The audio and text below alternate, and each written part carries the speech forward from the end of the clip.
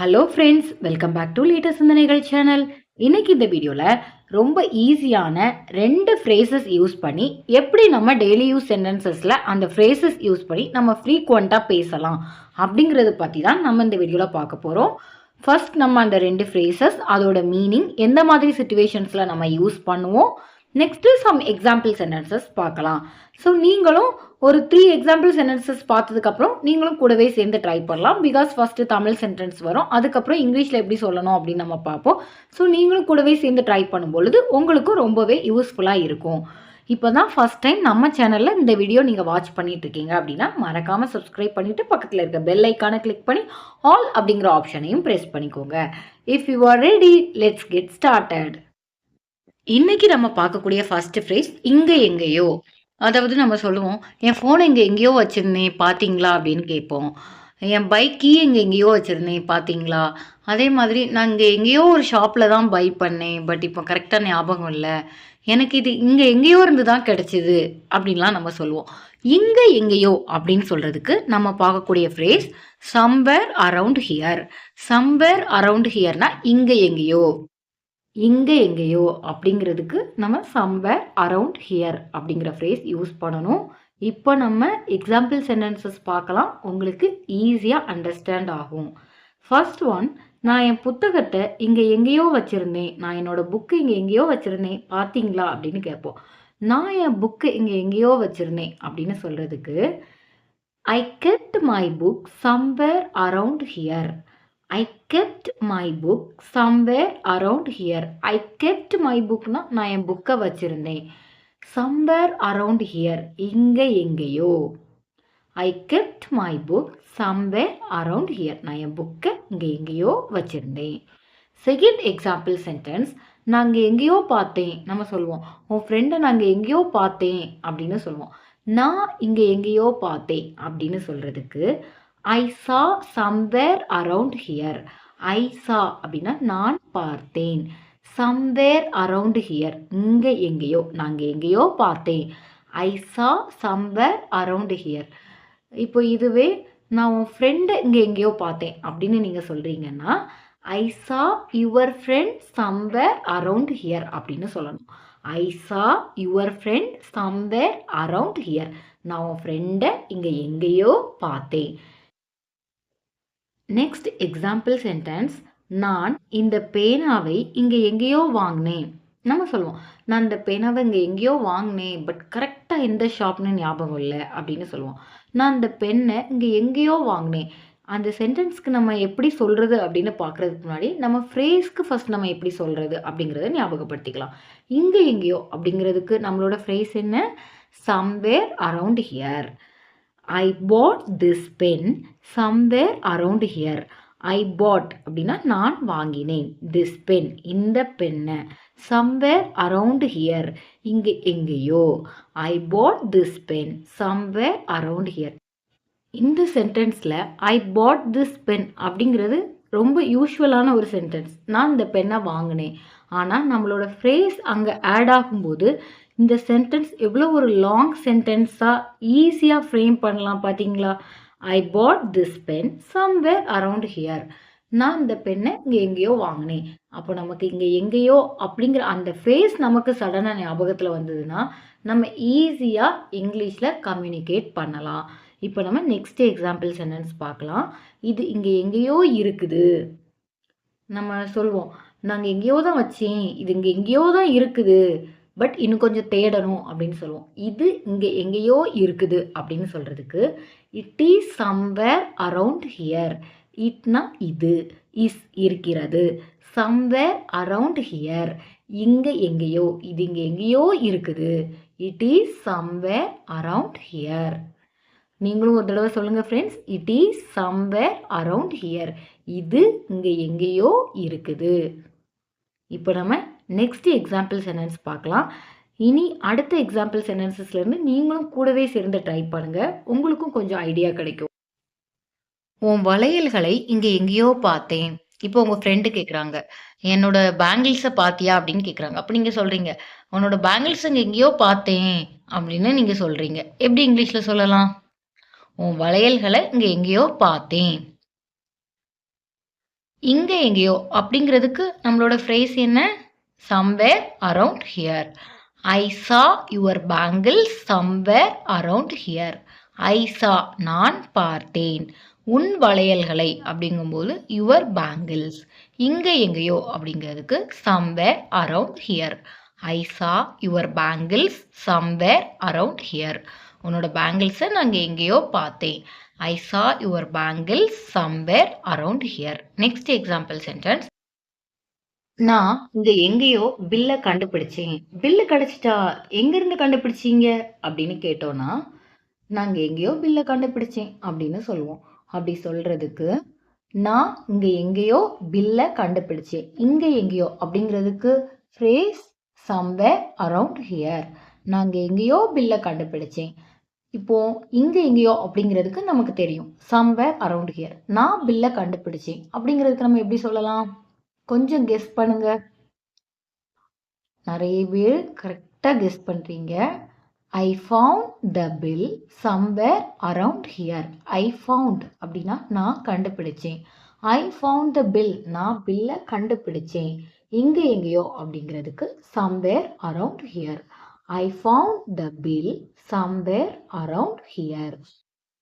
Next one, நான் என் சார்ஜரை இங்க எங்கேயோ வச்சிருந்தேன். நம்ம நார்மலா சொல்லக்கூடிய சென்டென்ஸ். நான் என் சார்ஜர் இங்க எங்கேயோ வச்சிருந்தேன் அப்படின்னு சொல்லுவோம். அப்படி சொல்றதுக்கு I kept my charger somewhere around here. I kept my charger somewhere around here. I kept my chargerனா நான் என் சார்ஜரை வச்சிருந்தேன்.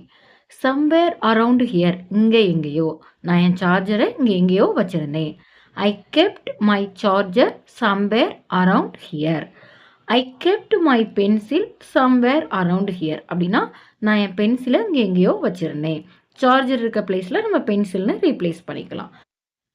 நெக்ஸ்ட் ஒன், எனக்கு இது இங்க எங்கேயோ கிடைச்சது. எங்க இருந்து கிடைச்சது? எனக்கு இது இங்க எங்கேயோ கிடைச்சது அப்படின்னு சொல்றோம். எப்படி இங்கிலீஷ்ல சொல்லுவோம்? எனக்கு இது இங்க எங்கேயோ கிடைச்சது. ஃபர்ஸ்ட் நமக்கு இங்க எங்கேயோ அப்படின்னு சொல்றதுக்கு நம்மளோட ஃப்ரேஸ் என்ன? somewhere around here. எனக்கு இது கிடைச்சது அப்படின்னு சொல்றதுக்கு I got it. I got itனா எனக்கு இது கிடைச்சது. I got it somewhere around here. Aina எனக்கு, got கிடைச்சது, இட் இது, somewhere around here அப்படின்னா இங்க எங்கேயோ. I got it somewhere around here. எனக்கு இது இங்க எங்கேயோ கிடைச்சது.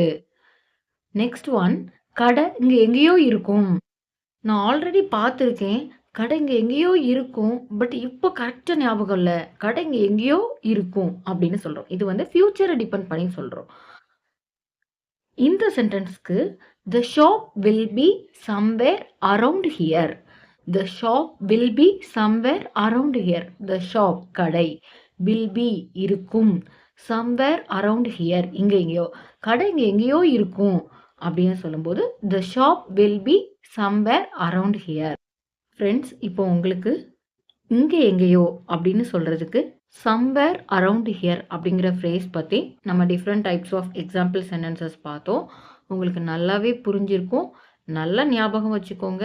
இங்கே எங்கேயோ அப்படின்னு வரக்கூடிய இடத்துல somewhere around here அப்படிங்கிற ஃப்ரேஸ் மட்டும் யூஸ் பண்ணணும். அதுக்கப்புறம் நம்ம நார்மலாக யூஸ் பண்ணக்கூடிய சிம்பிள் சென்டென்சஸ் கூட அதை யூஸ் பண்ணாலே போதும்.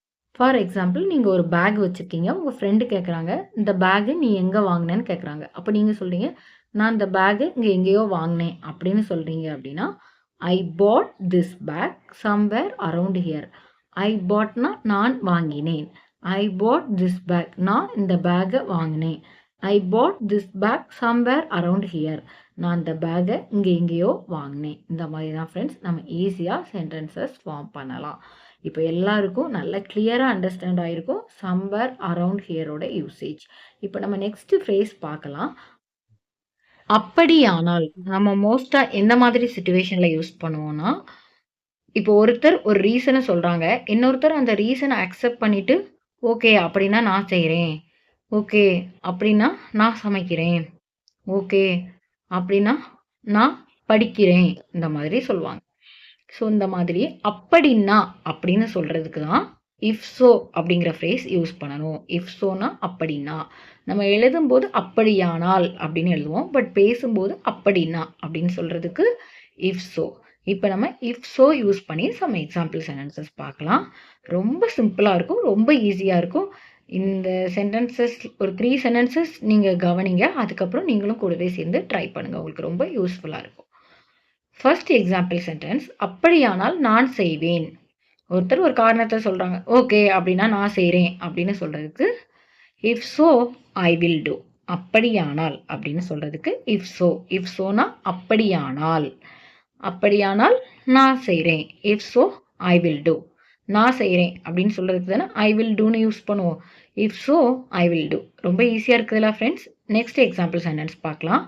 அப்படியானால் நான் வாங்குவேன். ஓகே அப்படின்னா நான் வாங்குறேன் அப்படின்னு சொல்கிறதுக்கு if so I will buy. If so I will buy. If ஸோனா அப்படின்னா ஐ வில் பை நான் வாங்குறேன். If so I will buy.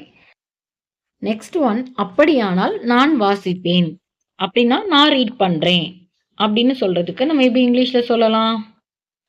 If so I will read. If ஸோனா அப்படியானால் அப்படின்னா நான் ரீட் பண்ணுறேன். If so I will read. I will ரீட்னா நான் ரீட் பண்ணுறேன். If so I will read. Next example sentence, அப்படியானால் நான் எழுதுவேன். இந்த சென்டென்ஸ்லேருந்து நீங்கள் தான் கண்டுபிடிக்கணும். அப்படியானால் அப்படிங்கிறதுக்கு நம்மளோட ஃப்ரேஸ் என்னது? If so. இஃப் ஸோ நான் எழுதுகிறேன் அப்படிங்கிறதுக்கு நம்ம எப்படி இங்கிலீஷில் சொல்லணும்? நிறைய பேர் கண்டுபிடிச்சிட்டீங்க. Correct. If so I will write. If so I will write. நான் எழுதுகிறேன் அப்படிங்கிறதுக்கு ஐ வில் ரைட். அப்படின்னா அப்படிங்கிறதுக்கு நமக்கு தெரியும். If so I will write. Next one, அப்படியானால் நான் விளக்குவேன். இப்போ ஒருத்தருக்கு புரியலைன்னு சொல்கிறாங்க. உடனே இன்னொருத்தர் வந்து சொல்கிறாங்க ஓகே அப்படின்னா நான் எக்ஸ்பிளைன் பண்ணுறேன் அப்படிங்கிறாங்க. அப்படின்னா நான் எக்ஸ்பிளைன் பண்ணுறேன் அப்படிங்கிறதுக்கு நம்ம எப்படி இங்கிலீஷில் சொல்லலாம்? Very good. நிறைய பேர் ஆன்சர் கரெக்டாக கண்டுபிடிச்சிட்டிங்க. If so I will explain. If so I will explain அப்படின்னா நான் எக்ஸ்பிளைன் பண்ணுறேன். இஃப் ஸோனா அப்படின்னா, ஐ வில் எக்ஸ்பிளைனா நான் எக்ஸ்பிளைன் பண்ணுறேன். நெக்ஸ்ட் ஒன், அப்படியானால் நான் சமைப்பேன் அப்படின்னா நான் சமைக்கிறேன். எப்படி இங்கிலீஷில் சொல்லலாம்? Very good. If so I will cook. If so I will cook. If ஸோனா அப்படியானால், ஐ வில் குக் நான் சமைக்கிறேன் அப்படின்னா நான் சமைக்கிறேன். If so I will cook. Next one, அப்படியானால் நான் சாப்பிடுவேன். ஒருத்தர் சொல்கிறாங்க எனக்கு இந்த டிஷ் பர்டிகுலராக எனக்கு பிடிக்காது, ரொம்ப ஸ்பைசியாக இருக்கும் அப்படிங்கிறாங்க. உடனே இன்னொருத்தர் சொல்கிறாங்க ஓகே அப்படின்னா நான் சாப்பிட்றேன் அப்படிங்கிறாங்க. எப்படி இங்கிலீஷில் சொல்வீங்க? இந்நேரம் நிறைய பேர் கண்டுபிடிச்சிருப்பீங்க. ஓகே, நம்ம பார்க்கலாம். If so I will eat. If ஸோனா அப்படியானால், ஐ வில் ஈட் நான் சாப்பிட்றேன் அப்படின்னா நான் சாப்பிட்றேன். If so I will eat. ரொம்ப ஈஸியாக இருக்குதுல. ஸோ நல்லா ஞாபகம் வச்சுக்கோங்க. அப்படியானால் அப்படின்னு சொல்கிறதுக்கு if so. Next example sentence, அப்படியானால் நான் சுத்தம் செய்வேன். இப்போ உங்கள் ஃப்ரெண்டு சொல்கிறாங்க எனக்கு அர்ஜென்ட்டாக கொஞ்சம் வேலை இருக்குது, நான் அப்புறமா க்ளீன் பண்ணுறேன் அப்படிங்கிறாங்க. உடனே நீங்கள் சொல்கிறீங்க ஓகே அப்படின்னா நான் க்ளீன் பண்ணுறேன் அப்படின்னு சொல்கிறீங்க. அதுதான் இந்த சென்டென்ஸ். அப்படியானால் நான் சுத்தம் செய்வேன். அப்படியானால் நான் க்ளீன் பண்ணுறேன். எப்படி இங்கிலீஷில் சொல்லலாம்? நிறைய பேர் கண்டுபிடிச்சிருப்பீங்க, நிறைய பேர் ட்ரை பண்ணிட்டு இருக்கீங்க. கரெக்டு தான். If so I will clean. If so அப்படியானால் ஐ வில் க்ளீன் நான் சுத்தம் செய்கிறேன். If so I will clean. Next one, அப்படியானால் நான் எடுப்பேன்.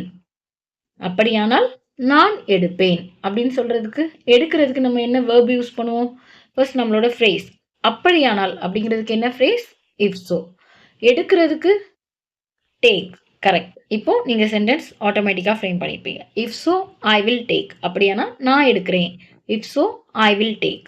நெக்ஸ்ட் ஒன், அப்படியானால் நான் லஞ்ச் கொண்டு வருவேன்.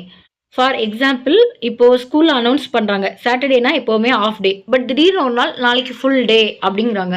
உடனே அதில் இருக்கிற ஒரு ஸ்டூடெண்ட் சொல்கிறாங்க அப்படின்னா நான் லஞ்ச் கொண்டு வருவேன் அப்படிங்கிறாங்க. அப்படின்னா நான் லஞ்ச் கொண்டு வருவேன். இந்த சென்டென்ஸ் தான் இப்போ நம்ம பார்க்க போகிறோம். அப்படியானால் அப்படிங்கிறதுக்கு நம்ம என்ன ஃப்ரேஸ் பார்த்தோம்? If so. இஃப் ஸோ நான் லஞ்ச் கொண்டு வருவேன் அப்படிங்கிறதுக்கு I will bring lunch. If so I will bring lunch அப்படின்னா நான் லஞ்ச் கொண்டு வருவேன். If so I will bring lunch. Friends, இன்னைக்கு நம்ம சக்ஸஸ்ஃபுல்லாக 2 ஈஸியான ஃப்ரேசஸ் எக்ஸாம்பிள் சென்டென்சஸ் கம்ப்ளீட் பண்ணிட்டோம். இந்த 2 ஃப்ரேசஸையும் நீங்கள் சிம்பிள் சென்டென்சஸ் கூட சேர்த்து யூஸ் பண்ணி நீங்கள் ஈஸியாக இங்கிலீஷில் கம்யூனிகேட் பண்ணலாம். நம்ம ஒன்ஸ் ரீகால் பண்ணிடலாம். ஃபர்ஸ்ட் ஒன் சம்பேர் அரவுண்ட் ஹியர் அப்படின்னா இங்கே எங்கேயோ. செகண்ட் ஒன் இஃப் ஸோ அப்படியானால். உங்களுக்கு கிளியராக அண்டர்ஸ்டாண்ட் ஆகிருக்கும். இப்போ தான் ஃபர்ஸ்ட் டைம் நம்ம சேனலில் இந்த வீடியோ நீங்கள் வாட்ச் பண்ணிட்டு இருக்கீங்கன்னா மறக்காமல் சப்ஸ்கிரைப் பண்ணிவிட்டு பக்கத்தில் இருக்க பெல் ஐக்கானை கிளிக் பண்ணி ஆல் அப்படிங்கிற ஆப்ஷனையும் ப்ரெஸ் பண்ணிக்கோங்க. அப்போ தான் வீடியோ பப்ளிஷ் ஆன உடனே உங்களுக்கு ரீச் ஆகும். இது மாதிரி டெய்லி யூஸ் சென்டென்சஸ் வழியாக ஸ்போக்கன் இங்கிலீஷை இம்ப்ரூவ் பண்ணுறதுல உங்களோட ஃப்ரெண்ட்ஸ், பிரதர்ஸ், சிஸ்டர்ஸ் இன்ட்ரெஸ்டாக இருந்தாங்கன்னா அவங்களுக்கு நம்ம வீடியோவை ஷேர் பண்ணுங்கள். ஃப்ரெண்ட்ஸ், இங்கிலீஷில் ரிப்பீட்டடாக பேசி ப்ராக்டிஸ் பண்ணுங்கள். உங்களோட ஸ்போக்கன் இங்கிலீஷ் இம்ப்ரூவ் ஆகும். Thank you. Thanks for watching. I will meet you in the next video.